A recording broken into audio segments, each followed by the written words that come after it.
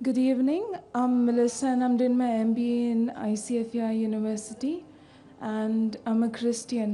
खाने के हवाले से मेरा एक सवाल है। ओल्ड टेस्टामेंट में लिखा है कि हम सूअर का गोश्त नहीं खा सकते, लेकिन न्यू टेस्टामेंट में जीसस क्राइस्ट कहते हैं कि हम सब खा सकते हैं। तो दोनों में इख्तलाफ की वजह से सवाल पैदा होता है। बहन ने सवाल किया है कि ओल्ड टेस्टामेंट में लिखा है कि सूअर का गोश्त मत खाओ, लेकिन ईसा अलैहिस्सलाम ने न्यू टेस्टामेंट में कहा कि सब खाना आप खा सकते। ये है बाइबल। मैं चैलेंज करता हूँ आपको दिखाने के लिए बाइबल में कहाँ कहा है ईसा अलैहिस्सलाम ने कि सब खाना जायज है। एक रेड लेटर बाइबल है, इसका मतलब जो कुछ ईसा अलैहिस्सलाम ने कहा वो रेड इंक से लिखा है, लाल स्याही से, यानी लाल रंग से लिखा हुआ है। और अगर आप रेड लेटर बाइबल लेंगे और तहकीक करेंगे, बहुत कम चीजें लाल में लिखी हुई हैं। बाइबल में रेड मतलब ईसाई के स्कॉलर्स कहते हैं ये ईसा अलैहिस्सलाम ने कहा है, जो ब्लैक में है वो ईसा अलैहिस्सलाम ने नहीं कहा है। जो सिस्टर जिक्र कर रही है वो कर रही है सेंट पीटर के बारे में, नॉट जीसस क्राइस्ट। ईसा अलैहिस्सलाम ने कभी भी नहीं कहा कि आप सब कुछ खाओ। एक ख्वाब आता है पीटर को। उस ख्वाब में उसने देखा कि सूअर खाना अच्छी बात है, इसलिए सूअर का खाना सही हो गया। ईसा अलैहिस्सलाम क्या कहते हैं? ईसा अलैहिस्सलाम कहते हैं न्यू टेस्टामेंट में gospel of Matthew chapter number 5 verse number 17 to 20 में हजरत ईसा अलैहिस्सलाम कहते हैं, ये ना सोचना कि मैं नबियों के कानून को तब्दील करने आया हूँ। मैं उनको खत्म करने के लिए नहीं बल्कि उनकी तायीद करने आया हूँ। और तब तक नबी नहीं जाता जब तक वो अहकामात पूरे ना हो जाएं, तब तक वो जन्नत में नहीं जा सकता है। बयान ये लफ्जी हवाला है gospel of Matthew verse number 17 to 20 King James version से। आप चेक कर सकते हैं, मैं अपनी सोच के मुताबिक आपको कह रहा हूँ, अल्लाह ने मुझे कंप्यूटर दिया है।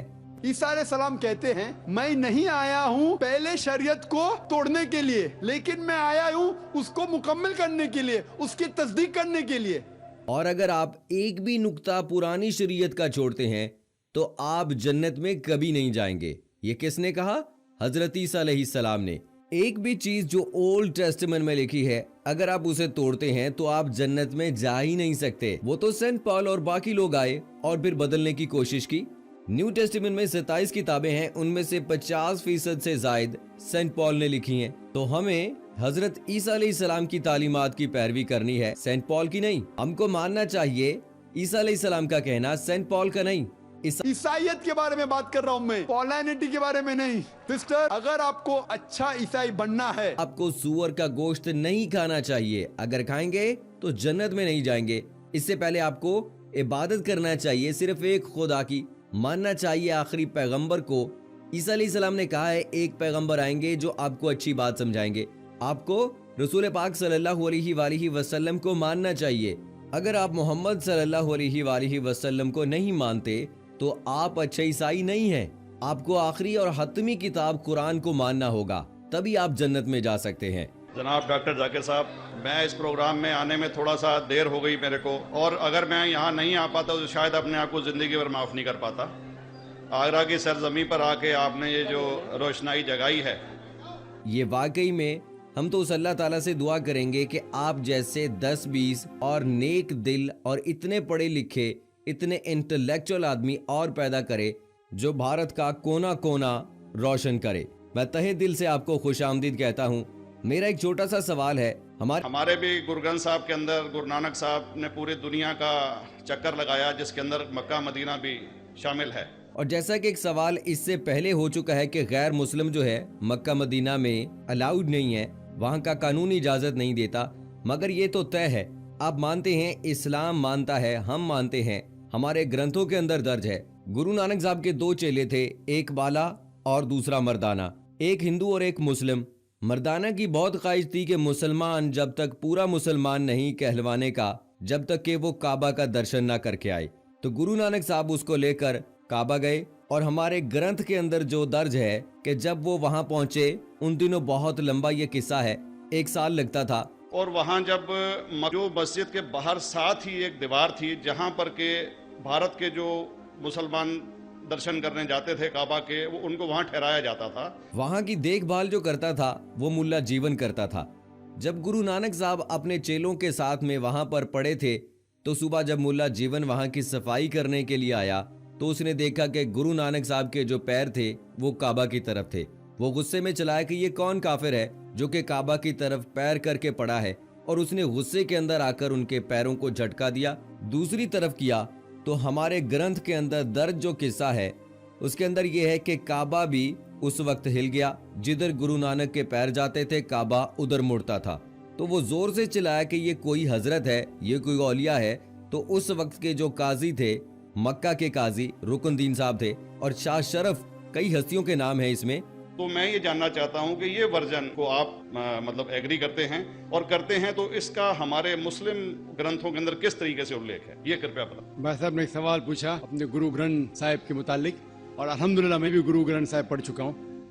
और जिस तरीके से ये, क्योंकि वक्त मुख्तसर होने की वजह से मुझे वक्त नहीं मिला कि गुरु ग्रंथ को भी कोट करूं आपके सवाल का जवाब देने के लिए। पहले मैं आपसे इजाजत चाहूंगा कि इवन गुरु ग्रंथ की किताब पढ़ेंगे जिसे हम ग्रंथ और आदि ग्रंथ कहते हैं, और कोई सिख से पूछेंगे कि खुदा का तस्वुर क्या है, सबसे बेहतरीन जवाब वो ऐसे ही दे सकेगा। वो आपको कोट करेगा जापू जी, जो गुरु ग्रंथ आदि ग्रंथ के सबसे पहले चैप्टर, सबसे पहला श्लोक जिसको कहते हैं जापू जी, जिसके मानी है कि God is one, he is only one, he is not begotten and he is free from fair and want. क्योंकि मैंने अंग्रेजी में पढ़ा हूँ इसलिए मैं अंग्रेजी में उसे कह रहा हूँ कि खुदा एक ही है, वो हक है, और वो ना तो किसी से जना है और ना किसी को जनेगा, और वो इमॉर्टल है, ना कभी मर सकता है।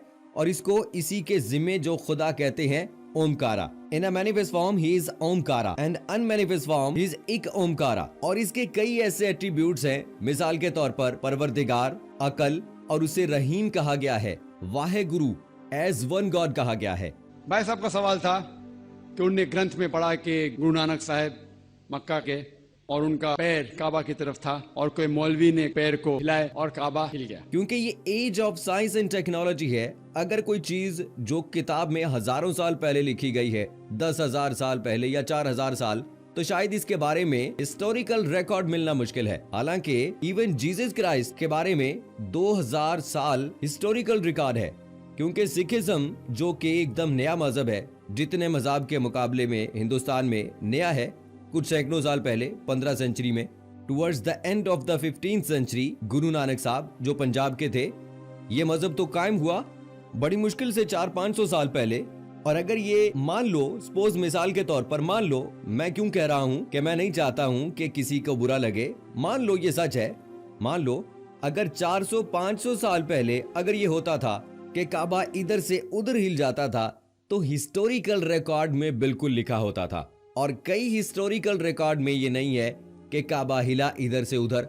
किसी हिस्टोरिकल रिकॉर्ड में आप देखेंगे, हिस्ट्री इतनी अल्हम्दुलिल्लाह 800-900 साल पहले, 1000 साल पहले जो मुगल ने कहा, बिल्कुल लिखा हुआ है हिस्टोरिकल रिकॉर्ड में। तो ये कहना कि गुरु नानक साहब वहां गए और काबा हिल गया, ये बिल्कुल साइंस के खिलाफ है। क्योंकि साइंस में कोई भी रिकॉर्ड नहीं है, वहां के मुल्क के रिकॉर्ड में कहीं भी नहीं है कि काबा हिला। तो इसलिए हम कहते हैं कि हो सकता है गलती से किसी ने लिख दिया होगा। कई किस्से कहानियां हैं, मैं तस्लीम करता हूं। गुरु ग्रंथ साहिब में कई चीजें सही है, हक की बात है, लेकिन ये तस्लीम करना कि काबा हिल गया, ये बिल्कुल साइंस के खिलाफ है, और इस्लाम में भी ये नहीं है। लेकिन ये कहना कि कोई गैर मुस्लिम जा सकता है, मुमकिन है, चुपके से कोई गया तो हो सकता है। सो दोस्तों, ये थी हमारी आज की वीडियो। उम्मीद करते हैं कि आपको पसंद आई होगी। इसमें पहला सवाल जो एक क्रिश्चियन लड़की की जानिब से पूछा गया कि क्या सूअर का गोश्त खाना हराम है या हलाल है, उसमें तजाद पाया गया न्यू टेस्टामेंट और ओल्ड टेस्टामेंट में। तो बहुत ही खूबसूरत तरीके से डॉक्टर जाकिर साहब ने इसको डिफाइन किया और एक्सप्लेन किया कि हजरत ईसा अलैहिस्सलाम ने कहीं भी नहीं कहा कि सूअर का खाना हलाल है। और दूसरा सवाल जो एक सिख भाई की जानिब से पूछा गया, जिसमें उन्होंने कहा कि गुरु नानक साहब काबा में गए और जब उनके काबा की तरफ पांव थे, वो पांव झटके गए तो काबा हिल गया। तो हिस्टोरिकल रिकॉर्ड में अगर देखा जाए तो कहीं पे भी ये नहीं लिखा, ना ये मक्का और मदीना की किसी तारीखी किताब में लिखा है, ना उनकी हिस्ट्री में लिखा है, और ना इसका कहीं पे भी इस्लाम में हमें जिक्र मिलता है। तो इसलिए ऐसा कहना बिल्कुल गलत है। और ये बात कि क्या गैर मुस्लिम जो है वो मक्का और मदीना में दाखिल हो सकता है, तो इसकी इजाजत बिल्कुल भी नहीं है। हाँ, कोई अगर चुपके से छुप के चला गया हो तो ये अलग बात है। सो दोस्तों, इस वीडियो को अपने दोस्तों के साथ शेयर करके और लाइक करके अपनी पसंदीदगी का इजहार जरूर कीजिएगा। और अगर आपने अभी तक हमारा चैनल सिरातुल हक सब्सक्राइब नहीं किया है तो अभी सब्सक्राइब करें और साथ में बेल आइकॉन को जरूर प्रेस करें ताकि लेटेस्ट अपलोड होने वाली हमारी वीडियोस का नोटिफिकेशन आपको बर वक्त मिलता रहे। और दोस्तों, अगर आपके मन में कोई सवाल है और आप पूछना चाहते हैं तो आप कमेंट बॉक्स में जरूर लिखिएगा। हम इंशाअल्लाह कुरान और सुन्नत की रोशनी में उसका जवाब आपको जरूर देंगे। इसके साथ ही दोस्तों, मुझे अगली वीडियो तक इजाजत दीजिए।